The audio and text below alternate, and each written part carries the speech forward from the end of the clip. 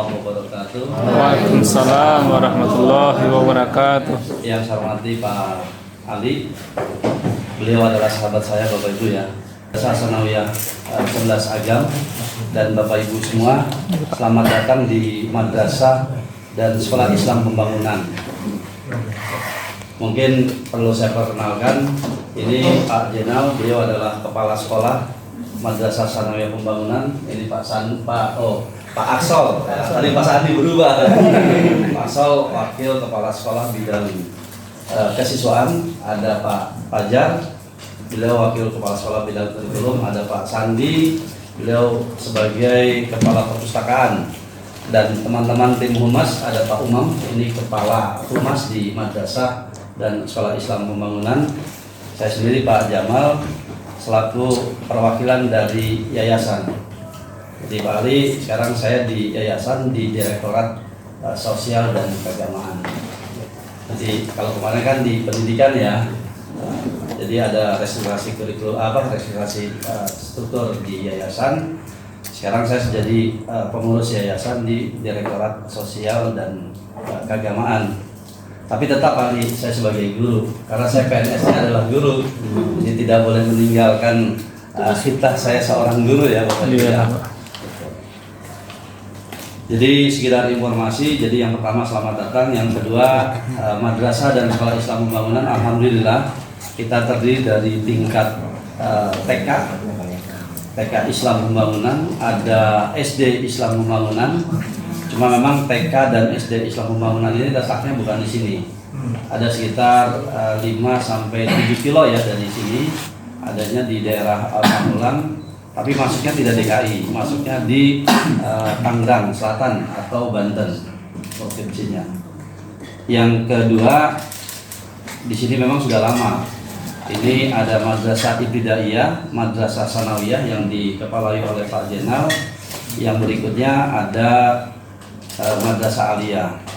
Kalau di total jumlah siswa seluruhnya kita itu ada sekitar 2.300 siswa. Lumayan. Jadi semakin banyak siswa sebenarnya semakin banyak permasalahan-permasalahan yang kita hadapi ya Pak Ali ya. Jadi itulah yang membuat kita semakin dewasa dan sebagainya Bapak Ibu. Jadi itu sekilas tentang Madrasah dan Sekolah Islam Pembangunan. Di yayasan sendiri kita ada ketuanya yaitu Pak Prof. Murodi, beliau mantan wakil rektor ya di UIN Syarif Hidayatullah. Nah di bawahnya itu ada direktorat di antaranya direktorat pendidikan, ada direktorat sosial dan keagamaan, saya di situ ya. Kebetulan direktorat pendidikan Pak Prof. Ojan sebagai direktoratnya, beliau sedang berhalangan ya. Karena beliau juga sibuk sibuk untuk kegiatan-kegiatan sebagai asesor untuk perguruan tinggi di seluruh Indonesia. Yang berikutnya adalah Direktorat SDM dan Direktorat Ekonomi Bisnis. Jadi kita itu mengembangkan. Nah, baru di bawah-bawahnya itu ada unit-unit yang saya sebutkan tadi. Ada SD, ada TK, ada MI, MTS, dan Aliyah. Jadi di yayasan kita ini membawahi 2 departemen, ada departemen pendidikan dan departemen Kementerian Agama. Jadi mudah-mudahan dengan adanya 2 sekolah yang berbeda, yang satu madrasah, yang satu sekolah, kita bisa mendapatkan nilai-nilai positif Pak Ali ya. Jadi bagaimana kebijakan yang ada di Kementerian Agama, bagaimana kebijakan yang ada di Kementerian Pendidikan, sehingga kita bisa mengadopsi kebijakan-kebijakan itu menjadi kebijakan yang ada di Yayasan Syarif Hidayatullah Jakarta. Mungkin itu informasi ya Bapak Ibu ya. Jadi Bapak Ibu mungkin nanti Pak Ali ya bisa keliling di Madrasah Pembangunan. Kalau sekolahnya mungkin agak lama Pak Ali, bisa 45 menit ya. Apalagi daerah-daerah sana itu daerah-daerah macet. Kita memang di sana itu ya di kota ya, di kota juga, maksudnya di daerah perkotaan di kota Tangerang Selatan, yang daerahnya itu memang ya cukup lumayan. Jadi mudah-mudahan niat baik teman-teman dari MTS di 11 Agam ini, mudah-mudahan saya pikir apa yang baik mungkin Bapak Ibu bisa terapkan. Mustaqlah dengan keluarga besar Bu Sarif Hidayatullah, kemudian dengan Yayasan 11 Agam. Semoga ini titik awal bagi Yayasan 11 Agam untuk kerjasama lebih baik, kemudian bisa juga mungkin saling berbagi, atau mungkin bisa jadi nanti hal-hal yang baru bisa kita kembangkan di Yayasan 11 Agam.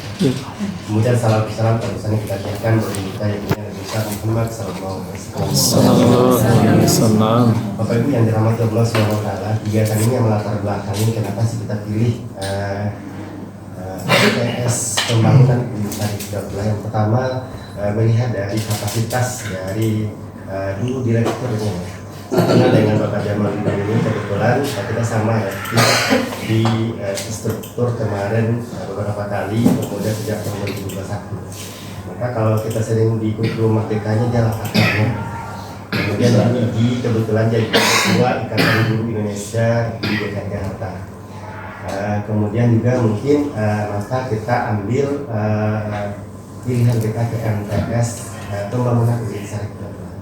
Karena juga mungkin dilihat dari catatan-catatan jejak dari MTS yang bisa kita ambil di sana. Sebelum kita hadir ke sini kita udah berkoordinasi dengan Pak Umam ya tentang ada 4 poin yang kita tuju, tapi itu tidak tertutup kemungkinan hal-hal lain mungkin yang bisa kita ambil dari sana.